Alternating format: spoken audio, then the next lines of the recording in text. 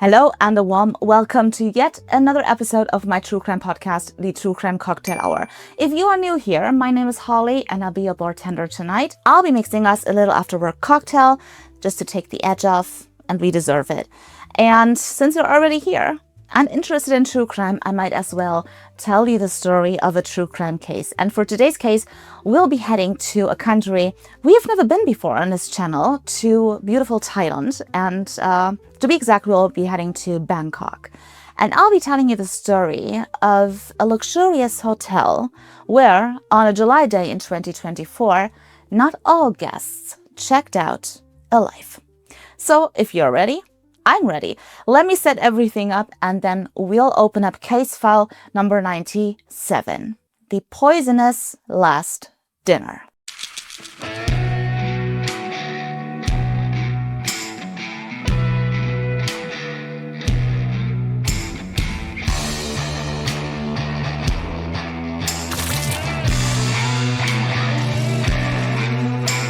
So it is the 15th of July 2024, which is my birthday, by the way. And I remember exactly what I did on my birthday last year. And just to think that all of this happened simultaneously, it just kind of creeps me out. But anyway, we are in a luxurious hotel, as aforementioned, namely the Grand Hyatt Erawan. Now, this hotel boasts over 380 rooms, plus several very, very fancy suites with anything you could dream of, like a 24-hour private concierge service, a rain shower, a freestanding bathtub, a private entrance, a private terrace, and the list goes on and on. Outside, the guests can enjoy this big tropical garden, a stunning pool, and a tennis court. And inside, you will find this very big, luxurious spa and sauna area. They also have 9 different restaurants where you can choose between fine Italian dining all the way over to the authentic local cuisine. One night at the Grand Hyatt Hotel will probably set you back anything from $750 all the way over to $1,200, depending on the traveling season and the services booked, obviously. So in the days leading up to the 15th of July 2024, 6 individuals check into this hotel. Now, their presence there is no coincidence, and they're also not there to spend a luxurious vacation. They do, in fact, know each other, and they are at this hotel to see and to meet each other. So they're kind of like a travel group, except everyone traveled separately and at different times. So let's take a look at these 6 individuals. Who are we dealing with? We're going to start with this woman over here. This is Shireen Chong. She is 56 years old, originally from Auckland, so she's an American, but she has Vietnamese roots. She is an investment banker by profession, so she regularly pours huge sums into international projects. So she has quite a bit of money on herself, which is why she did not check into just another hotel room, but she took one of these fancy suites that are also called the garden villas. And she checked into garden villa number 502.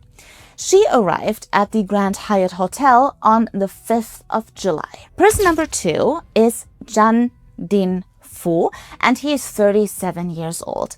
He arrived at the Grand Hyatt on the 12th of July, and he is a makeup artist. Not just any makeup artist, though. Under his artist name, Zaza Fu, he has been one of the most sought-after makeup artists of the last 20 years. And this is also the reason why he's there. He was booked by Shireen Chong for $5,000 to style her and do her makeup for the time of her stay. Person number 3 is this gentleman right here. This is Dang Van Hung, and he is 55 years old. He's also an American with Vietnamese roots, and he also works as an investment banker, just like Shireen Chong. He arrived on the 7th of July. He came from Taipei, but he does not check into one of these huge garden villas. He checks into a normal hotel room on the 7th floor. Next on the list is this woman right here. This is Nguyen Thi Phuong Lan. She is 55 years old and she is a mortgage broker by profession. She is Vietnamese and she also arrived at the Grand Hyatt Hotel on the 12th of July. And last but not least, we have a married couple. This is Pham Tan Hong and his wife Nguyen Thi Phuong. She is 46 years old, he is 49 years old. They are Vietnamese and they both run the Hong Tan Construction Private Enterprise, a company that specializes in building buildings, roads, and bridges. She arrived at the Grand Hyatt Hotel on the 4th of July. She was the first one. And her husband arrived a little while later on the 12th of July. And they also checked into one of the hotel rooms on the 7th floor, just like investment banker Dan Van Hung. So as mentioned, they are there as sort of like a travel group and to see and meet each other. And their last meeting was set to be on the 15th of July, 2024, at Shirin Shong's suite number 502 at 11:42 a.m. Room service received an advanced order for lunch for 6 people placed by the investment banker Dan Van Hung. 5 plates of fried rice, 4 servings of tom yum goong, and 4 servings of steamed vegetables. Also 2 pots of English tea and 6 cups. At 1:52 p.m., CCTV cameras of the hotel captured 2 employees bringing the meal and the drinks to the private entrance of Garden Villa number 502. In the minutes following, the same camera captured the rest of the guests arriving at this suite. Like you see in this picture over here, the makeup artist is the man in the front, and then right behind him are the mortgage broker and the wife of the construction couple, and her husband is walking right behind her. So at 2:17 p.m., the terrace door closes and does not open again. Nothing else is ordered. No one leaves this garden villa. Everything is quiet. You don't hear screaming. You don't hear cries for help. So next day, early morning, it's the 16th of July and everything runs normal at the Grand Hyatt Hotel. Everything just as planned. The housekeeping is at work and the first guests wake up and walk over to the breakfast hall. There's a smell of coffee. It is yet just another day in fucking paradise. At 9 a.m., the house cleaning service knocks on the door of Garden Villa number 502 just for a first little cleanup. However, no one answers and no one opens this door. So the housekeeping employee just walks away because the guest staying at Garden Villa number 502 has several more hours until he or she has to check out. Checkout time is around noon. And now it's 9 a.m., so they probably still asleep. But over the course of the next 3 hours, several employees knock on the door or try to reach the guests by phone.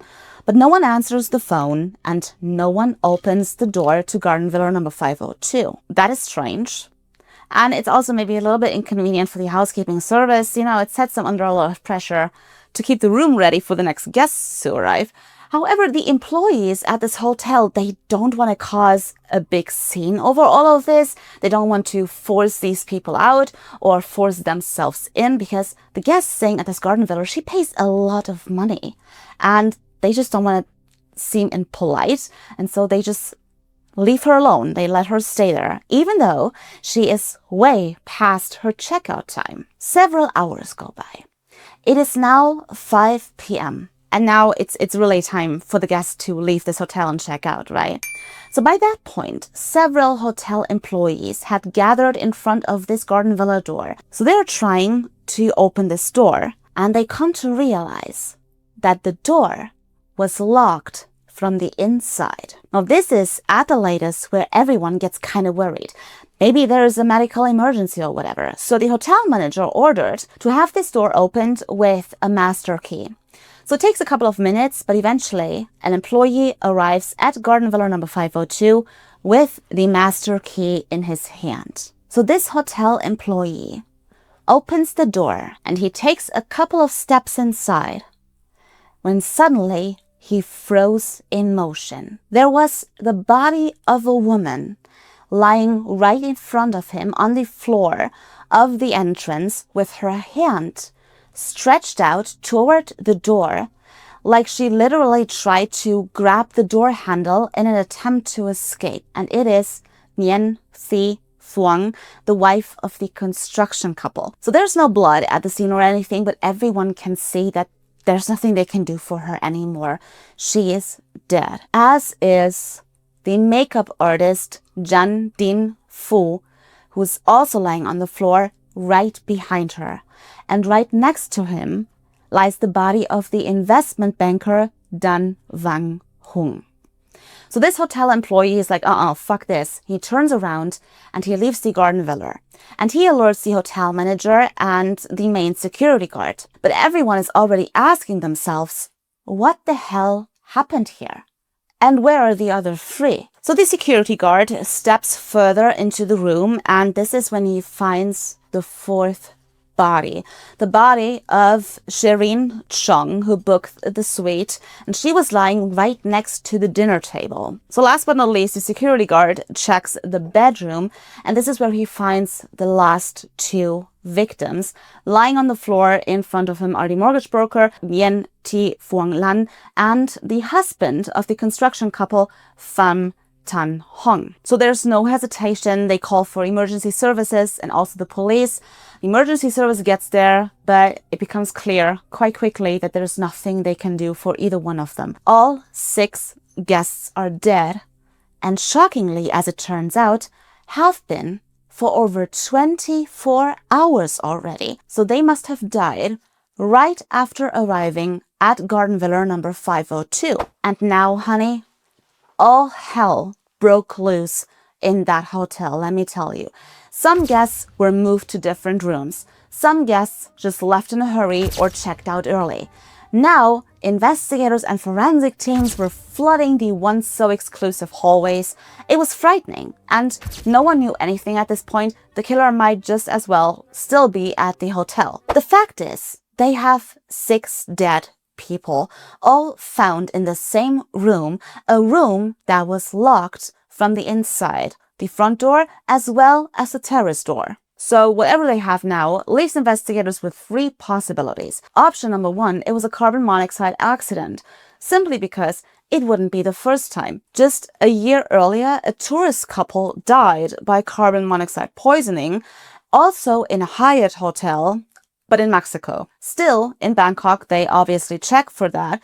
Turns out there's no increased levels of carbon monoxide in the air, and also all the detectors are working like a charm. So this leaves one conclusion: deliberate poisoning, either by the hotel staff, this is option 2, or by one of the 6 guests themselves, and this is option number 3. And at first, investigators suspected the poison to be in the food. The food hasn't even been touched. It's still sitting on a table, packed in foil, so that can't be it. And also, quick lab test confirmed there's no poison in the food. Also, just generally speaking, the investigators didn't really think that the hotel staff had anything to do with it, that they might be involved, because there's CCTV cameras everywhere. Everyone is filmed every minute of the day. So most of them, maybe even all of them, had a solid alibi. And apart from that, what's the point? What's the motive? They didn't have any. So it must have been one of the 6 guests in this room. The question is, who and why? So attention and a first suspicion briefly shifted to Nguyen Thi Phuong, the mortgage broker, when investigators found very, very interesting messages and also credit card receipts on her phone. Turns out that this mortgage broker had paid a tourist guide over $200 to obtain snake venom. So they find this tourist guide and he's arrested and he's questioned. And he tells investigators that he actually passed this job on to a man that is known as Tiger.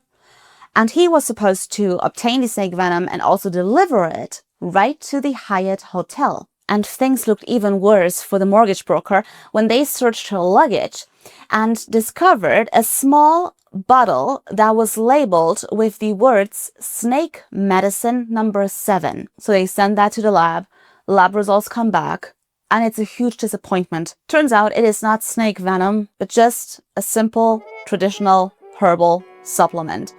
And this totally sucks now, and is also a major embarrassment for the investigators because they had been so sure of themselves and their theory that the mortgage broker was involved and the person behind the killings, that they had already presented this tourist guide to the press as a possible accomplice. So they basically threw this bunny right into the wolf's cage. I mean, look on the bright side. At least they know now that it's not snake venom. So what else is there? So next they think of cyanide. Because as a matter of fact, the coroner had found pretty much telltale purple discoloration on the victim's lips and fingernails, something that's quite typical for cyanide poisoning. And just in case you're interested, cyanide blocks an enzyme in the mitochondria of the cells that is essential for turning oxygen into energy.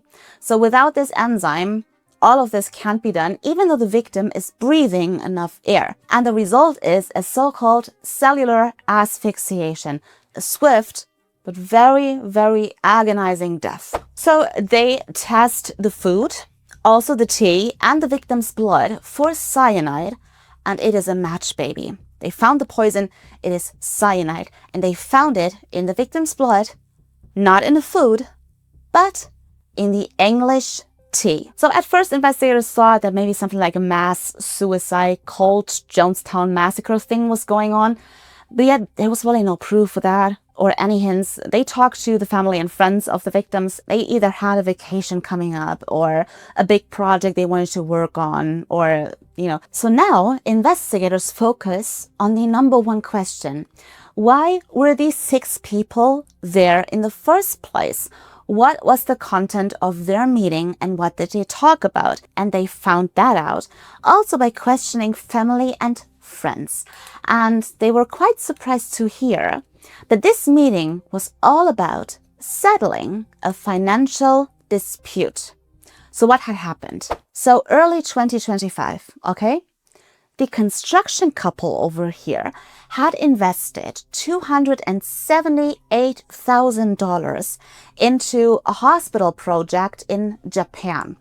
But the plan and the investment failed. This hospital was never built, and now this construction couple obviously wanted their money back.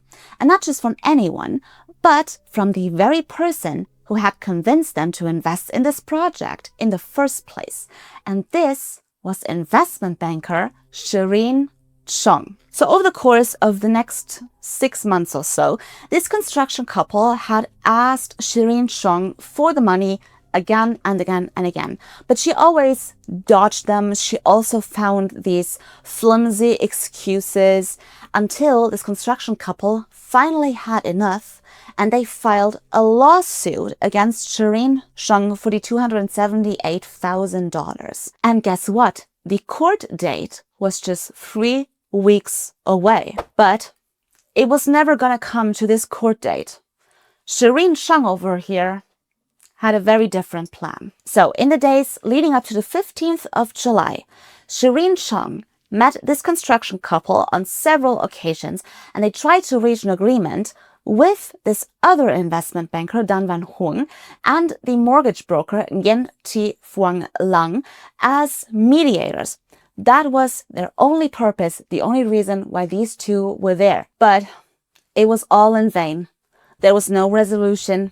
There was no reconciliation. The construction couple wanted their money back, period. And until the 15th of July, everyone except Shireen Chung just thought they were going to leave the hotel without an agreement.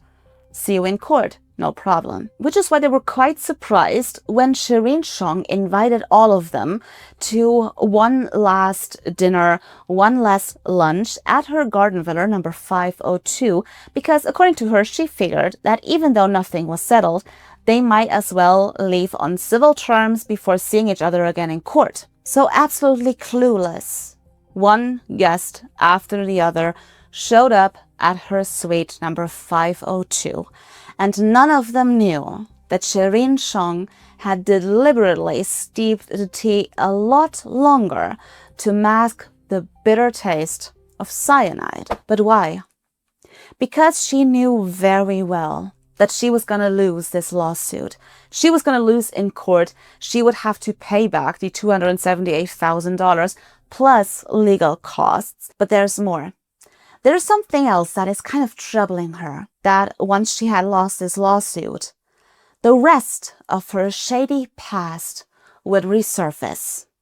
Because back in the days, she was kind of successful in San Francisco as a real-life fraudster.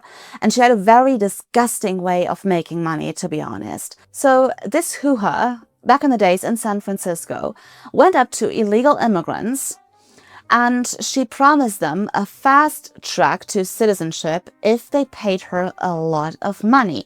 Obviously, she had no intention of helping them in any way. She took the money and ran. And paying somebody money for a fast track to citizenship is obviously also illegal, which is why just a few people dared to file a lawsuit against her. Until July of 2025, Shireen Chong had always been able to dodge or avoid the consequences of her actions. But if she would lose against the construction couple in court, which was very likely, she would lose everything. Because once she was convicted of fraud, maybe this would wake up a few sleeping dogs and everything would come crashing down. So for her, there was only one way out, and she decided to drag everyone else down with her. It's also quite symbolic that she was found right next to the dinner table. Unlike the others who all collapsed trying to reach the door, she never ran because she knew exactly what was coming. And this, honey, concludes today's story. I hope you enjoyed this video, and if you did, please consider subscribing, drop a comment, or give this video a thumbs up. And I hope we'll see each other again in 2 weeks for another cocktail and obviously another true crime case. And for our next case, we'll be traveling to the beautiful country of Switzerland, and we'll be talking about the very tragic end of a toxic friendship.